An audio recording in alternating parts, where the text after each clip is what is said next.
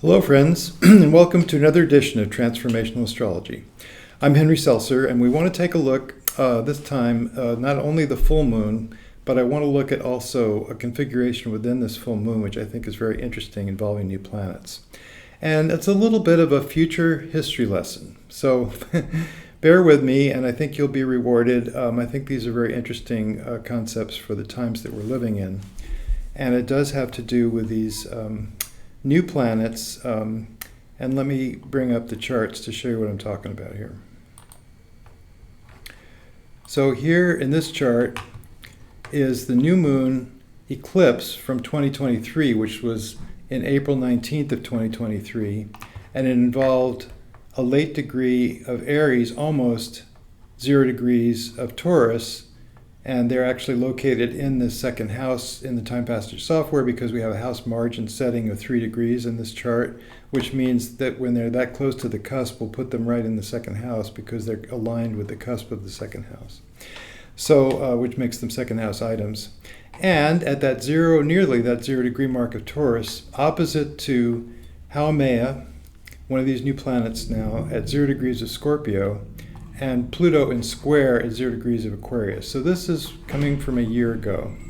And the reason this is interesting is because of the meaning that we can ascribe to these new planets. Now, you know that I've pioneered the understanding of Eris as a feminine warrior and supportive soul intention for finding your deepest purpose and really going with it and being able to articulate that without considering anything else. So that's been accepted pretty well. In the book that I wrote, The 10th Planet, has been gaining in popularity. So that's kind of understood to be the archetype, feminine warrior, which means going to depth within us, going for what really matters to us. So it's for what our real authenticity consists of, which is soul intention. So if we start with that from that starting point, there's two other planets that were also named to be KBO planets or dwarf planets, according to the astronomers, besides Pluto and Eris. And they are Haumea and Makemake, and they are representations of nature in the mythology. Haumea was very important in the Hawaiian mythology and represents pure nature in action. And so also too, Makemake, which is very similar orbital period, seems to be also representing profound connection to nature. So when I understood that, I also began to understand with all the research I've been doing that it has to do not only with profound connection to nature, but also with connection to a kind of natural law, what comes naturally to us, right action, right relationship, truth-telling. And over again, I've seen people with Haumea on the ascendant, and I say, oh, you always tell the truth? And they say, yes, I always tell the truth. It gets me into so much trouble, but I do. So I've understood this pretty well, and now we want to look at this ongoing square that's in the sky, still in our current skies, by the way. It's very prominent also in our current astrology, and I'll show you that in a minute. So the fact that that square was so prominent back in April, it was actually prominent in the new moon configurations from February and March and April of 2023, which was also when we started seeing some of the legal battles that we're seeing kind of playing out right now. Because the very first one, I think, was the defamation lawsuit that Dominion voting machines filed, because part of the whole discussion of whether the 2020 election was in fact legitimate or whether it was fraudulent was there was this big push to say that the Dominion voting machines were jury-rigged with a back door to put votes into the Democratic column. And so that had been one of the fraudulent things, and that's how the votes got mixed up. And somebody pushed this on Fox News, and Fox News, the newscasters, the prominent people, they were all back and forth with each other in their emails saying, well, this is all crazy. I mean, that's not anything real. Cesar Chavez had something to do with the programming of these Dominion voting machines, just a kind of a conspiracy theory that was way far out there. And they acknowledged that amongst themselves. But they kept pushing it because it was kind of an agenda that the far right really wanted to push. And for whatever reason, they decided that they would just promote that and have people saying, oh yeah, the voting machines did it. But there's real world consequences in the business world and in the legal world, which is that Dominion came along and said, well, you're damaging our reputation. This is defamation. And not only that, it's flagrant intentional defamation where you knew that you were defaming and you did it anyway. You knew that you were lying. You knew that that was not the truth, but you said it anyway on your airwaves because of political reasons. So that was the crux of this lawsuit. I hope people are a little bit familiar with it. That happened a year ago. And the settlement was a year ago. And in fact, the date of this eclipse was April 19th. The settlement was just before the trial was due to start because it was understood that the trial would go a certain way. The facts were the facts. They said there's no question about the facts. The question is only the size of the settlement. Well, the settlement was made just before the trial started, but the trial was based on the facts were acknowledged by the judge. This is what happened, and we just have to decide what to do about it. So to sum up, the actual amount of money was $787 million, almost three-quarters or over three-quarters of $1 billion, because they had knowingly defamed a big company that therefore could bring lawyers to bear, and they had to admit that. And if you think about it, this idea that Haumea has to do with truth-telling, and Pluto has to do with finding the flaw or the dark side, what's the seamy side of this, mainly not telling the truth. Is there a consequence if you don't tell the truth? And here's this eclipse triggering this Pluto-Haumea square, and the Dominion lawsuit was settled on April 18th of 2023. So I bring this up from the past because I want to look at the present and perhaps the future. So let's take a look at the full moon in Scorpio. And you'll see, this is a chart for the full moon, just happened earlier this week. And you'll see that there is, at 4 degrees of Taurus, the sun, 4 degrees of Scorpio, the moon, a support making this T-square to Pluto, including Haumea. And you can see that they're very similar positions. Haumea is now at 1 degree Scorpio because it's gone back and forth from the retrogradation from the motion of the Earth against the zodiac in the sky. And Pluto's very similar to having gone back into Capricorn, then back re-landed in Aquarius, and it will dip one more time back into Capricorn, this year, and then November 19th, it will come out again at 0 degrees again. So that's getting into the later part of the year. At this part of the year, we have an April 23rd full moon, not an eclipse, supporting by T-square. And then the other thing I'd like to show you is the chart of the USA. Because one thing that was very interesting about the recent new moon was that if you'll recall, that new moon was at 19 degrees, the April 8th eclipse, and new moon in Aries was at 19 degrees of Aries. So was Chiron at the same degree and minute of Aries, 19 degrees. And now it's at 20. And what I wanted to show you there in the USA chart, this is the chart of the USA. It's a slightly modified Sibley chart based on Dane Rujar's rectification of that chart. He published this chart in a book called The Astrology of America's Destiny, and I always use it. It's very similar to the Sibley. It's 13 degrees of Sag rising and 2 degrees on the midheaven instead of 1, so it's very, very similar. So in this chart, 20 degrees of Aries is actually the Chiron in the US chart. So the eclipse on April 8th, which took place right here, with the sun and moon at 19 and with Chiron at 19, was actually conjuncting the Chiron in the USA chart, which I think speaks to the painful situation that we're all in. In this country, there's this huge division between left and right, this huge accusations back and forth, who's telling the truth.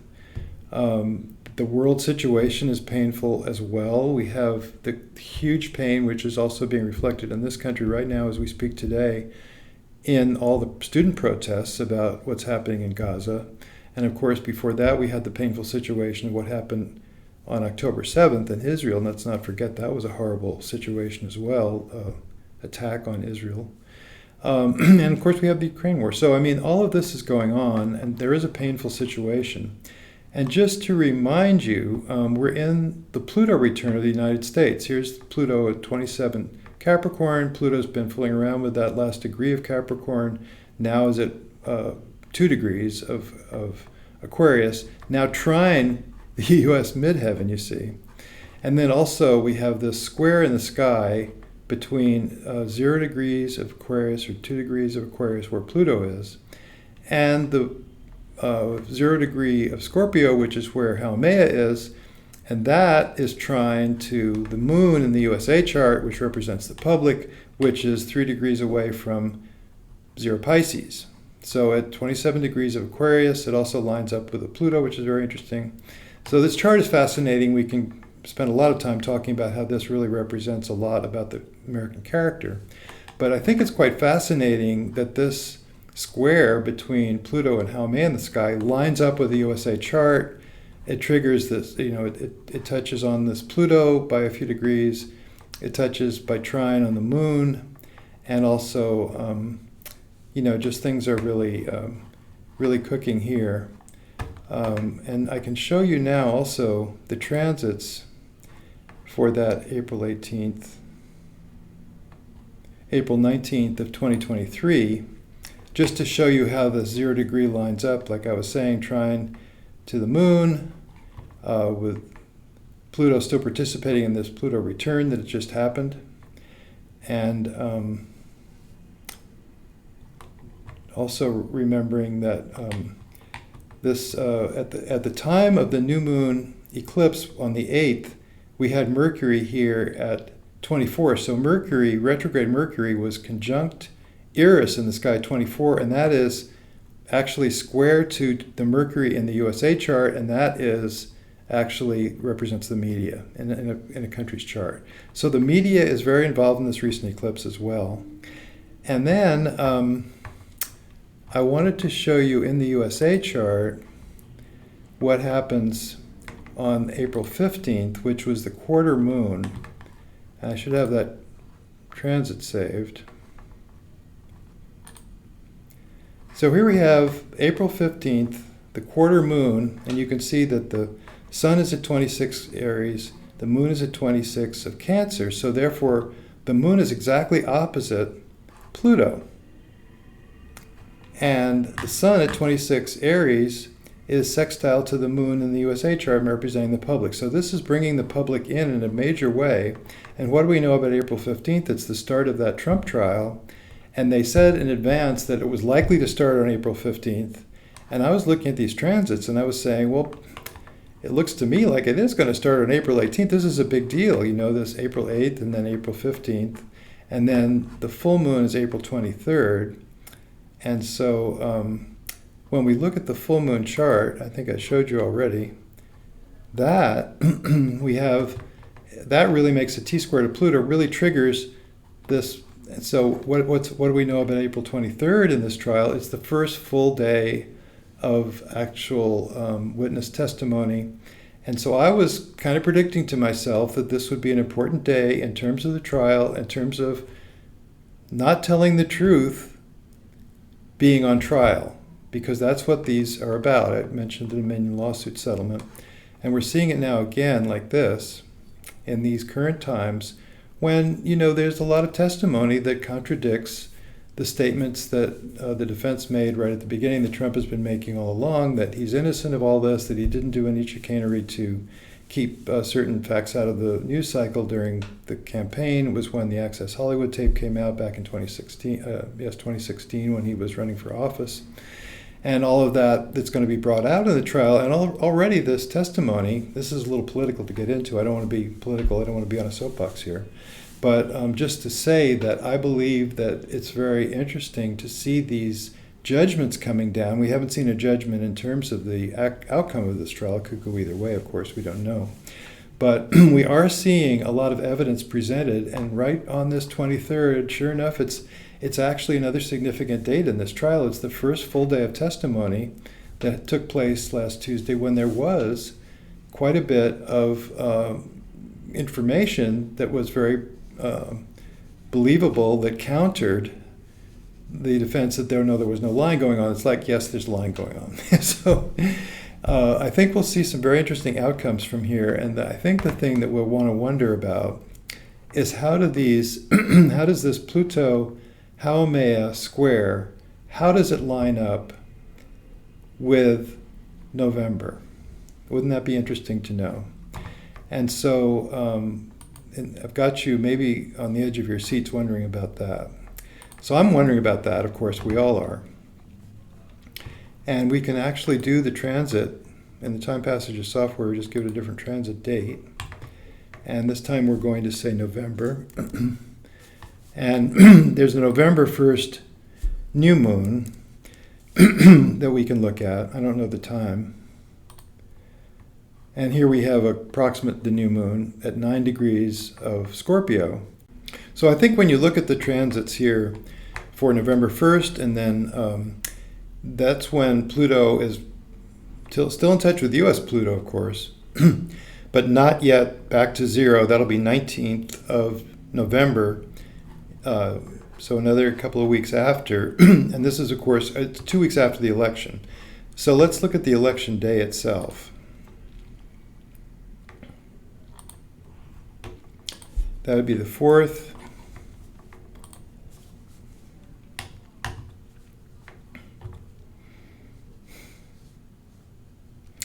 And that's when actually Mars comes into 0 degrees of Leo, so opposite Pluto in the sky, square to Haumea, triggering this whole T-square.